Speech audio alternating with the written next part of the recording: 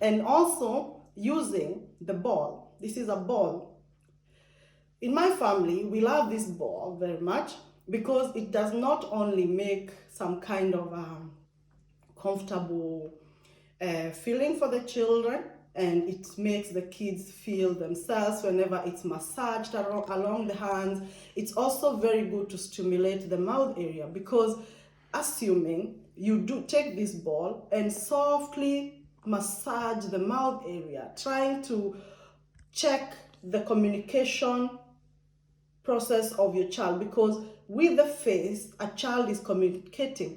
If a child holds hands like this, maybe it could be a little bit uncomfortable. If a child is normal and is showing some kind of a expression that is comfortable, they will definitely communicate. So it's our responsibility in everything we do. We have to constantly watch how the child is reacting towards that, and we massage it. It's not dangerous, along us and along the mouth, and stimulate this kind of a ball. And then that is another one. And then another thing, someone could be saying, Lucy, but why are you showing us or demonstrating with the ball and it's not available for us, or we don't even know what to do?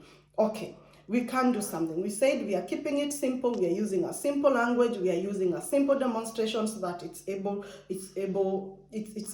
can be applied by many. And I said, this is a ball. If you don't have the possibilities of having a ball, there is something that I want to talk about today.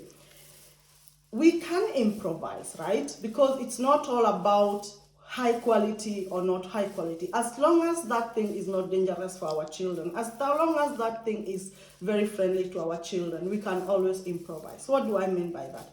Here I have something else. It's like a beanbag full of beans, right? And its purpose is also to stimulate the mouth area, saying the smaller it is, the better for that. And I also have it in a different cloth, because this one is a bit smaller, but it plays the same purpose. But for that, I also used something that the child can also smell. Why do I say that? Imagine is a child who is blind, right? And a child who sees can react and work very easily with us. But imagine a child who is blind. This child has a different way of communicating and also accepting things, meaning through smelling. That's how a child with blindness can react can understand and also learn. And also hearing, right? Hears. So those are two things that are very good for a child who is disabled in many different ways, and also blind. And through smelling, number one, they understand, something is coming and something is happening. And this, you put something, mix a few beans as well as something that is smelling. I use sawdust also, and I can also use something like tea, like normal tea, you put inside, and then put some beans inside, so that when you're stimulating, then there's some kind of a movement. And of course, something that your child like to smell. I don't know what your kids like to smell, but as parents, we tend to understand what our kids like, and that what they don't like, then we keep aside. So the same movement with the ball, the same movement made with this to stimulate, and don't put things that will then be allergic or affect our children, that we can use. And I said, things for a blind child is good to put something that is smelling and also something that they can hear. So this bean bag, we can also take a small part of it like this, and then stimulate the mouth with it, around the mouth area. Stimulate. Take your time. Don't just do it at once, because number one, our kids need to take time to understand and to feel. And always talk. We have a tendency of thinking that because our kids have special needs, they don't understand. They understand a lot, and it's always good to talk short sentences and to talk things that they like my daughter loves music, so when we are doing certain things, we could sing short songs, or we could count. She loves when one counts number 1 up to 10, and therefore when we are brushing her teeth, because brushing the teeth is also a way of stimulating, We do brush her teeth regularly because with the brush that I'm about to show you, it really stimulates her mouth, and therefore even when we are doing certain things like stimulating with the bean bags, we also sing, or we also count number 1 up to 10. The best thing about the small bean bag is we can also help our kids to feel and also help them to go to that direction and give them a moment of feeling themselves. Was that okay? Okay. I'm doing it just a lot of theory, but if you like us to go in details and to answer the questions that may occur, kindly feel free. I said, don't forget to watch the video till the end. I'll leave my contact and that number. You can write me on WhatsApp as well as my email address, and I will be happy to connect and answer the questions, and even maybe do a video one-to-one and can be able to get to know your child, get to know you, and I can be able to then, through the video, connect a little bit more, right? Okay, as I said, brushing of the teeth is also a very good way of stimulating. And my daughter, for example, she has this kind of a brush, and this brush is a vibrating brush. And because it's vibrating, it also gives her a very good vibration, that her hands feel something and they also get stimulated. And when we help her, as you can see, we have here a very interesting thing, and therefore this is a very good hold we love in my family, because it's a multi-purpose and it stretches just like when we say that it's a multi-purpose. We use it for feeding, we use it for brushing the teeth, and as you can see, it's so stretchy, it don't go back spoiled. So then she can hold it herself like this, and with the use of her toothbrush like this, when it's vibrating, we can help her go into her mouth herself, and through the vibration then we stimulate her mouth very well, brushing her teeth. It's a multi-purpose. We clean her teeth as well as stimulate her mouth, and it's a very good brush. But now I know someone is saying, Lucy, why are you showing us that brush and we cannot have access to the brush, or we don't know? The brushes that one uses even in other occasions are also okay. If you don't have such a hold, you can also cut a short cloth. The most important thing is to make sure that the child can hold something. And many a times when we have something like this kind of a spoon, which is very thin, it's very difficult for our children, especially for those kids who are a little bit spastic, it's very, very hard for them to hold. I know you've done some experiences, and I know you wonder, how can one do that? And somehow it is possible to extend the holding possibilities of our children in a manner that we wrap it over and over again. The most important thing is always keep it clean, use clean cloth, and try to wrap it, and you can also add something on top of that will give it a little bit more weight, because the more weight, the more heavier it is, the better. What do I mean by that? When we have this kind of a spoon, it's always good to use this big, because then it gives our kids a feeling, yeah?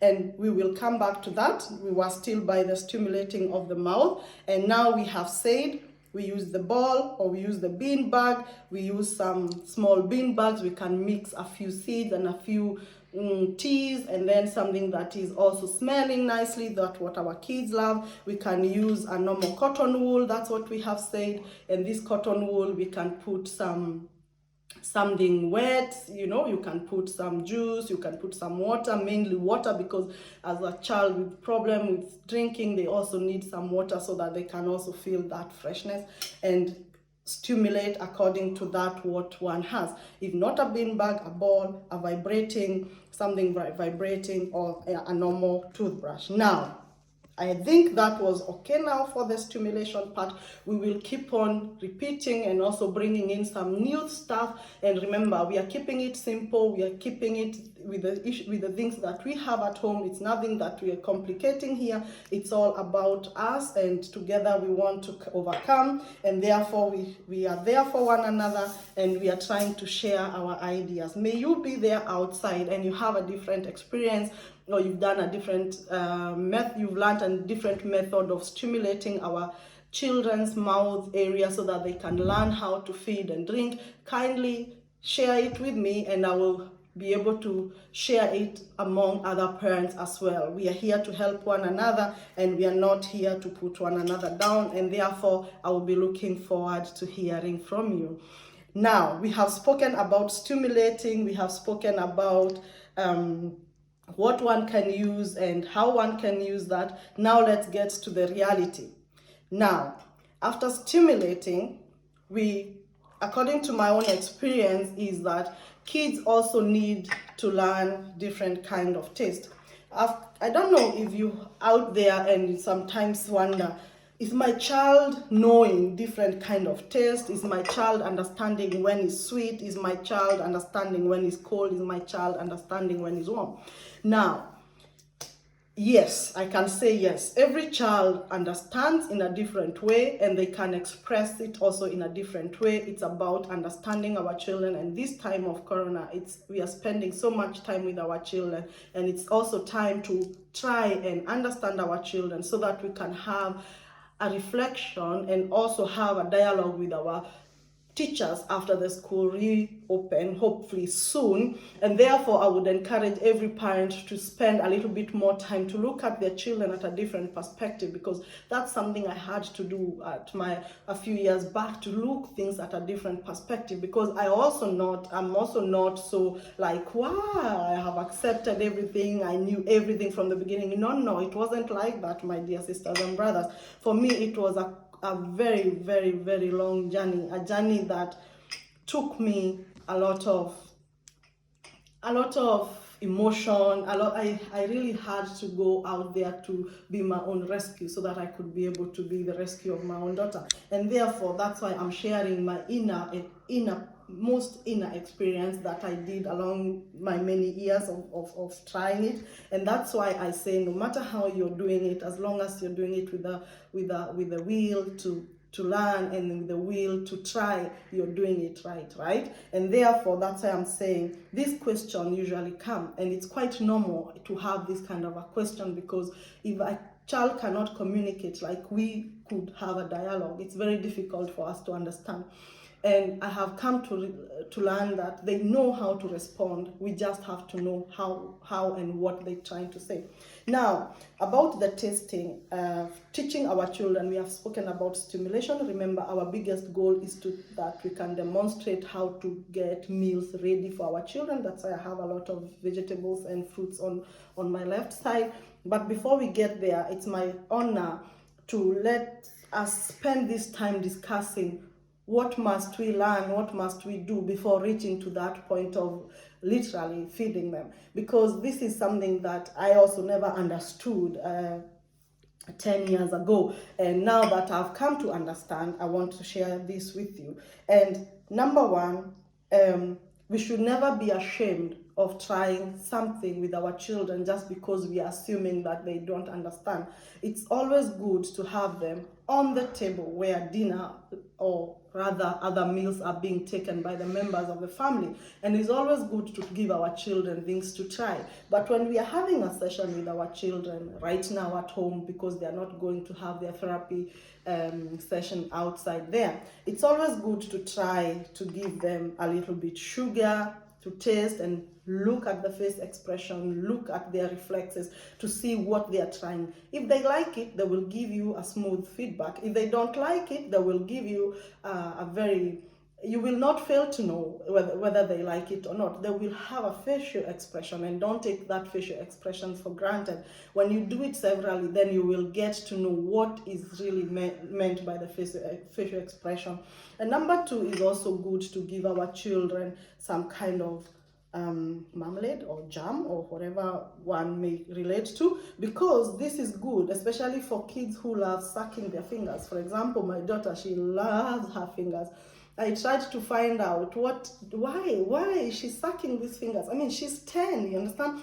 And most of the therapies, they tell me, Lucy, don't worry, she's trying to feel herself, because if she cannot walk and she feels she wants to feel herself, this is a very good way of feeling herself. So she really loves the fingers. So the best thing we can do is we put different things on her fingers. We put some yogurt on the fingers, which we put some sugar, we put honey, we put some sweet things, some citron. We do try a lot, and we always know when we put aloe vera, for example, she's very, very, very cold, and there we know she didn't like it. So we know what she likes and what she doesn't like. The goal is to let them taste different kind of things, bitter, sweet, and also without neutral things, so that we can get to know what they like to eat and what they don't like to eat. I think every parent have a desire to understand their children.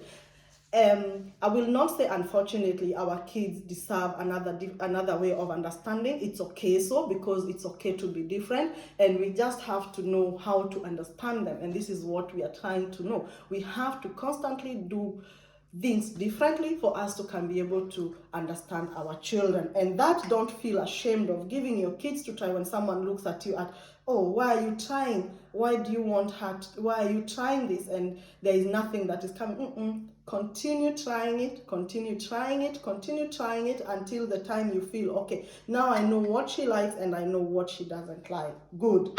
Now, that was another session of talking about tasting and teaching our children to develop that sense of different taste. Now, let's still on the drinking. There's something I want to speak before I end the chapter with drinking.